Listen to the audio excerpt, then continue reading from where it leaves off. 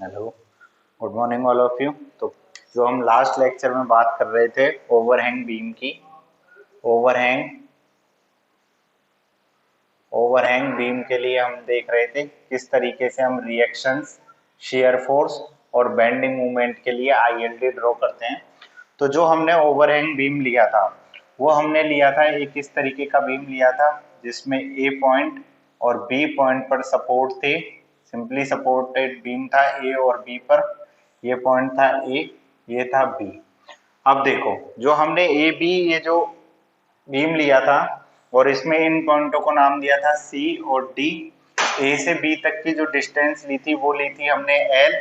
सी से ए तक की को हमने माना था ई और बी से डी तक की लेंथ को हमने माना था एल। हमने इस पे ए सेक्शन के राइट हैंड साइड जब हमने इस पे पॉइंट लोड पुट किया था 1 किलो न्यूटन का, तो उसके एक्स डिस्टेंस पे, तो उसके लिए जो कल हमने इसका डायग्राम देखा था रिएक्शन एट आर ए के लिए, जो हमने डायग्राम आर बी के लिए जो हमने डायग्राम देखा था वो किस तरीके से देखा था उसकी मैं बात करता हूं। तो पहले हम बात कर रहे थे ILD फॉर आर ए के लिए। ILD फॉर आर ए के लिए जब हम बात कर रहे थे तो हमने इसका जो ILD डायग्राम ड्रॉ किया था वो किस तरह किया था कि मुझे जो ए पर जो रिएक्शन की वैल्यू मिली थी एट ए पॉइंट पर, एट ए पॉइंट पर जो मुझे आर बी की वैल्यू मिली थी वो तो मिली थी 0, और एट सी पॉइंट पर जो मुझे आर बी की वैल्यू मिली थी वो मुझे मिली थी ई बाई एल। और ये ई बाई एल किसकी मिली थी, कैसे मिली थी, ये मुझे मिली थी डाउनवर्ड, डाउनवर्ड मिली थी। तो मैंने इसके लिए जो ILD डायग्राम ड्रॉ किया था वो किस तरीके से किया था, यहाँ पर हमारा ये ए पॉइंट था, ये बी, ये डी और ये सी। तो मैंने क्या देखा था कि ए पर जो रिएक्शन की वैल्यू वो 0 थी और सी पर ई बाई एल डाउनवर्ड थी। तो ये हमारा किस तरीके से बन रहा था, ये कुछ इस तरीके से हमारी वैल्यू आ रही थी यहाँ पर ई बाई एल, और ये हमारी आ रही थी नेगेटिव, नेगेटिव आ रही थी। अब मैं क्या करता हूं, इस पॉइंट लोड को यहां से उठा के ए बी स्पान के बीच में पुट कर देता हूं एक्स डिस्टेंस पे। तो हम क्या करते हैं, इस यूनिट लोड को यहां से उठाकर और ए बी स्पान के बीच में यहां पर 1 किलो न्यूटन का लोड पुट कर देते हैं। कितनी डिस्टेंस पर, एक्स डिस्टेंस पर, ए से एक्स डिस्टेंस पर। तो ये जो डिस्टेंस हो जाएगी इस सेक्शन से, ये हो जाएगी L minus x, L minus x हो जाएगी। चलिए अब बात करते हैं हम, जब हमने पॉइंट लोड को कहां पर पुट किया है बिटवीन ए एंड बी, हम लिखेंगे when unit point load between A and B, A और बी के बीच में हमने क्या किया है, यूनिट पॉइंट लोड को पुट किया है। तो मुझे पता था रिएक्शंस जो मेरी थी, जो मेरी रिएक्शंस थी यहाँ पर आर ए और आर डी पे, सॉरी आर ए और आर बी पे, सॉरी ये रिएक्शन थी हमारी कहां पर, एक तो थी आर ए पर और एक थी हमारी आर बी पर। ये जो हमारी रिएक्शन थी उनकी वैल्यू भी हमें पता है, वैल्यू हमने देख ली थी। इस डायग्राम को थोड़ा सा नीचे बना लेते हैं, इसको मैं थोड़ा सा यहाँ पे ड्रॉ कर देता हूँ। ये हमारा C यहाँ पर A था, ये B था और ये पॉइंट D था, और जो मेरी रिएक्शन बन रही है वो कुछ इस तरीके से E बाई L बन रही है, नेगेटिव। ठीक है, RA जो हमारी रिएक्शन थी वो थी L minus x by L, और ये थी माइनस का x by L, sorry plus का x बाई एल, और ये कैसी थी, अपवर्ड, अपवर्ड डायरेक्शन में आरबी पे लग रही थी x बाई एल और आर ए पर लग रही थी l minus x by L. अब इसके लिए हम देखो, जब मैं ए पॉइंट पे बात करूंगा, एट ए पॉइंट पे अगर मैं देखूं x equal to 0, A point पर x की डिस्टेंस क्या है, 0, यहां से स्टार्ट हो रहा है। तो a पर x की वैल्यू 0 है, तो आरबी की जो वैल्यू होगी, रिएक्शन क्या है मेरी, रिएक्शन है x बाई एल, एक्स की जगह अगर 0 पुट करूंगा तो आरबी पे जो रिएक्शन आ जाएगी ए पॉइंट पर वो कितनी आ जाएगी, 0। अगर मैं बी पॉइंट पर देखूं, एट बी पॉइंट पे अगर मैं x इक्वल टू देखूं तो बी पॉइंट पे x इक्वल टू कितना हो जा रहा है, l हो जा रहा है। तो x की जगह अगर मैं L पुट करूं तो RB पर जो मुझे वैल्यू मिलेगी वो कितनी मिलेगी, 1 मिलेगी अगर मैं यहां पर पुट करता हूं। और अगर मैं D पॉइंट पे देखूं, ऑलमोस्ट राइट पोर्शन पे एट D पॉइंट पे अगर मैं देखूं तो यहां पर जो x की वैल्यू है वो कितनी हो रही है, L प्लस एफ, ये हो रही है। तो अगर इसके लिए मैं देखूं तो यहां पर जो RB की वैल्यू होगी वो होगी L plus F by L, ये हो जाएगी L plus F by L.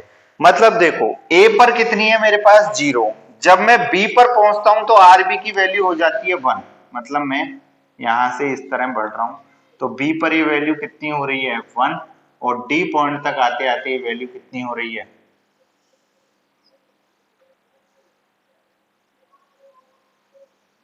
इस तरीके से आ रही है। तो B पर ये वैल्यू मुझे कितनी मिल रही है, B पर ये वैल्यू मुझे मिल रही है कितनी, 1। और D तक आते आते ये वैल्यू कितनी हो जा रही है, ये हो जा रही है L plus F upon L, यहां तक आते आते। और ये दोनों ही किस में आ रही हैं, प्लस में। तो इस प्रकार अगर हम रिएक्शंस देखें RA के लिए, पॉइंट को हमने पहले तो क्या पुट किया, पहले तो इस यूनिट लोड को हमने यहां पर पुट किया A से C के बीच में, फिर हमने किया A से B तक, और हम ऐसे धीरे धीरे करके इधर चलते जा रहे हैं। तो हम देख रहे हैं A पॉइंट पर जो मुझे रिएक्शन की वैल्यू मिल रही है वो 0, B पर जो मिल रही है वो 1, और मैं जब D तक पहुंच रहा हूं तो ये मुझे मिल रही है L plus F by L. तो इस तरीके से ओवरहैंग बीम के लिए जो हमारा ILD फॉर RA है वो इस तरीके से शो होगा, ये होगा ILD फॉर RB, A के लिए नहीं RB के लिए। अगर मैं इसी को A के लिए बनाना चाहूं तो A के लिए क्या होगा, बस ये चेंज हो जाएगा। किस तरीके से चेंज हो जाएगा, ये देखो अगर मैं इसी को लिख दूं यूं, ILD फॉर RA के लिए अगर मैं बात करूं, ये तो था RB के लिए। अगर RA के लिए मैं बात करूंगा तो ये मेरा पॉइंट है A, यहां पर है B, ये है C, और ये पॉइंट है D। तो अगर मैं RA के लिए बात करूंगा अब की बार, तो यहां पर जो वैल्यू आएगी वो किस तरीके से आएगी, इस तरीके से आएगी, इस तरीके से वैल्यू आएगी। लेकिन यहां पर जो अब वैल्यू मिलेगी मुझे, वो वैल्यू मुझे क्या मिलेगी, ILD फॉर RA। अगर मैं इसके करस्पॉन्डिंग देखूं तो यहां पर B पॉइंट पर जो मुझे वैल्यू मिल रही है L plus F by L मिल रही है, यहां पर कितनी है E, तो ये मुझे मिलेगी L plus E by L, ये तो इस पॉइंट पे मिलेगी, ठीक है। इसके अलावा इस पॉइंट पर B पर मुझे यहां पर कितनी वैल्यू मिलेगी, यहां पर मिलेगी 1, और यहां पर जो वैल्यू मिलेगी मुझे, ये मिलेगी मुझे क्या, F बाई एल, क्योंकि यहां पर मुझे कितनी मिल रही थी, यहां पर मुझे वैल्यू मिल रही थी E by L C point पे। तो अब मैं D पॉइंट की तरफ देखूंगा तो डिस्टेंस क्या है, F बाई एल। ये कैसी होगी, नेगेटिव नेगेटिव, और ये क्या होगी, पॉजिटिव। तो RA और RB के लिए जो हम ILD ड्रॉ करेंगे, ILD फॉर RA और RB के लिए, ओवरहैंग बीम के लिए, वो कुछ इस तरीके से होगा। अब हम बात करते हैं किसके लिए, ILD फॉर शियर फोर्स के लिए। तो देखिए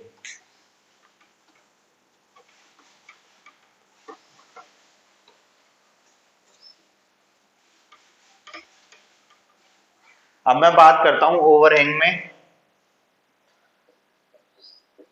ILD for shear force. Shear force के लिए अगर मैं ILD की बात करूं तो देखो मैं वापस से इसको पूरे को ड्रॉ कर लेता हूं।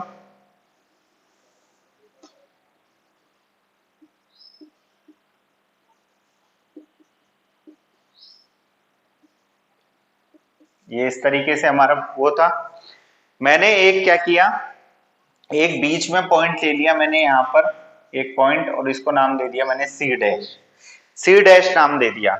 यहां से यहां तक की डिस्टेंस मैंने मानी थी E, यहां से यहां तक की मैं मान लेता हूं A, इसको मान लेता हूं मैं B, और यहां से यहां तक की B से D तक की डिस्टेंस मुझे पता थी, क्या मानी थी मैंने, F मानी थी, ठीक है।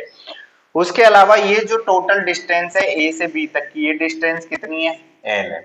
अब देखो अगर हम ओवरहैंग को थोड़ी देर के लिए भूल जाएं, ओवरहैंग को हम थोड़ी देर के लिए भूल जाते हैं, हम बात करते हैं केवल इस सिंपली सपोर्टेड बीम के लिए, हम बात करते हैं किसके लिए, केवल इस सिंपली सपोर्टेड बीम के लिए। तो हम किस तरीके से बनाते थे, जिस पॉइंट पर हमें शियर फोर्स देखना था उस पॉइंट पे हम क्या करते थे, यहाँ पर हमारा पॉइंट है ए और यहाँ पर हमारा पॉइंट है बी, ये है हमारा डी और ये है हमारा सी। तो अगर हम शियर फोर्स के लिए सिंपली सपोर्टेड के लिए बनाते थे तो वो किस तरीके से बनाते थे, इस तरीके से बनाते थे। जो हमारा अपर साइड पॉइंट होता था ये हमारा होता था ये वाला पॉइंट बी बाई एल, और ये जो लोअर पॉइंट होता था ये होता था हमारा ए बाई एल। ये होता था नेगेटिव और ये होता था पॉजिटिव। ये हमने बात की अभी सिर्फ सिंपली सपोर्टेड की, अभी हम बना ओवरहैंग के लिए रहे हैं, लेकिन हम क्या कर रहे हैं सिर्फ इस, अगर मैं इन दोनों को भूल जाऊं, अभी सिर्फ मैं बात कर रहा हूं सिंपली सपोर्टेड की, तो उसका कुछ शियर फोर्स डायग्राम इस तरीके से बनता है जो हम पहले देख चुके हैं। अगर मैं इन्हीं को एक्सटेंड करके देखना चाहूं सी डैश के लिए, यहाँ पर ये जो पॉइंट है ये है सी डैश, ठीक है। अब अगर मैं यहां से आगे बढ़ूं इस ई तक डिस्टेंस के लिए तो ये किस तरीके से होगा, ये कुछ इस तरीके से हो जाएगा। और जो ये पॉइंट मिलेगा मुझे, ये क्या मिलेगा, यहाँ पर अगर मुझे ए बाई एल और बी बाई एल मिल रहे हैं तो यहाँ तक ये डिस्टेंस है ये हो जाएगा E by L, E by L मिलेगा और कैसा मिलेगा, पॉजिटिव। ऐसे ही अगर मैं इधर की तरफ बढ़ाऊं, इसको एक्सटेंड करूं तो ये यहां तक जाएगा, और ये पॉइंट जो मुझे मिलेगा ये एफ डिस्टेंस के लिए मुझे क्या मिलेगा, एफ बाई एल, और ये भी किसका होगा, नेगेटिव का। तो इस तरीके से हम बात कर रहे हैं किसकी, आईएलडी फॉर शियर फोर्स की, किसके लिए, ओवरहैंग बीम के लिए। ओवरहैंग बीम के लिए अगर आईएलडी फॉर शियर फोर्स की बात करेंगे तो वो हमें ये कुछ इस तरीके से मिलेगी जो हमें याद रखनी है, ठीक है। हमें क्या करना है, बीच में as a simply supported beam मान के, पहले सिंपली सपोर्टेड बीम के लिए जो हम आईएलडी डायग्राम बनाते हैं वो हम बना लेंगे। उसके अलावा फिर हम क्या करेंगे, यहाँ से इसको एक्सटेंड करके देखेंगे तो जो डिस्टेंस है उसके लिए ई बाई एल और इधर डिस्टेंस के लिए एफ बाई एल। आप चाहो तो इसकी पूरी कैलकुलेशन करके रिएक्शन निकाल के फाइंड आउट कर सकते हो। उसके बाद चलते हैं हम आईएलडी फॉर बेंडिंग मूवमेंट। अब हम बात कर रहे हैं किसके लिए, आईएलडी फॉर बेंडिंग मूवमेंट हम किस तरीके से बनाएंगे, किसका, ओवरहैंग बीम का। ये तो था शियर फोर्स। अब हम बात करेंगे किसके लिए, आईएलडी फॉर बेंडिंग मूवमेंट के लिए। आईएलडी फॉर बेंडिंग मूवमेंट, अब देखिए वापस से इसको भूल जाते हैं हम, ओवरहैंग को हम बात करते हैं सिर्फ सिंपली सपोर्टेड की।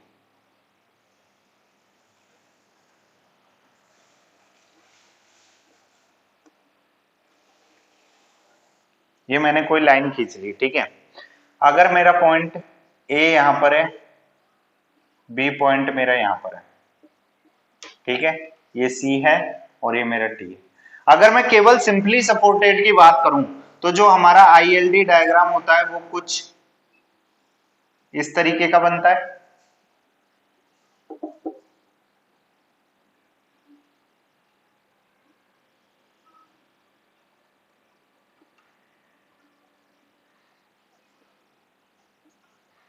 और इस पॉइंट के जो कोऑर्डिनेट्स हमें मिलते थे वो हमें क्या मिलते थे, ए बी बाई एल। अगर मैं केवल सिंपली सपोर्टेड बीम की बात करूं तो जो मेरा आईएलडी डायग्राम होता था वो कुछ इस तरीके का बनता था, ए बी बाई एल, और ये क्या होता था, ये होता था मेरा पॉजिटिव। कैसा होता था, ये होता था मेरा पॉजिटिव, और यहां से जो ये सेंटर पॉइंट है ये है हमारा सी डैश। इस तरीके से हम बात करते हैं किसकी,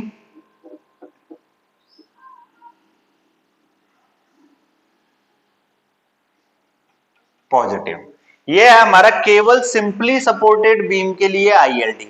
लेकिन अगर इसी को मैं ओवरहैंग के लिए ड्रॉ करूं तो ओवरहैंग के लिए ये जो यहां से लेके यहां तक की डिस्टेंस है कितनी है, ई, और यहां से लेके यहां तक की जो डिस्टेंस मानी है मैंने क्या मानी है, एफ। तो अगर मैं इसी को एक्सटेंड करके देखूं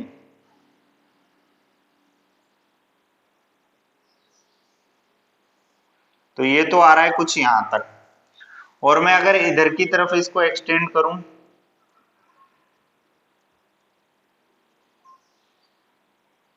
तो ये आ रहा है कुछ यहां तक। अब देखिए वैल्यू क्या आएगी, ये तो श्योर है ये नेगेटिव आएगा।